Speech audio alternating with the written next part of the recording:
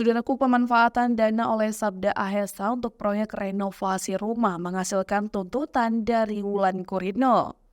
Hubungan asmara antara Wulan Guritno dan Sabda Ahesa berakhir dengan tuntutan hukum. Wulan Guritno mengambil langkah hukum terhadap mantan kekasihnya karena dituduh menggunakan uang yang dipinjamkan oleh Wulan untuk merenovasi rumahnya sendiri. Pada masa ketika mereka masih berstatus sebagai pasangan kekasih, Sabda Ahesa meminjam sejumlah uang kepada Wulan Guritno, yakni sekitar 396 juta rupiah. Dana tersebut seharusnya digunakan untuk membiayai proyek renovasi rumah milik Sabda di kawasan Kemang, Jakarta Selatan. Namun setelah berpisah, Wulan Guritno mengalami kesulitan dalam mendapatkan pengembalian uang yang dipinjamkan tersebut.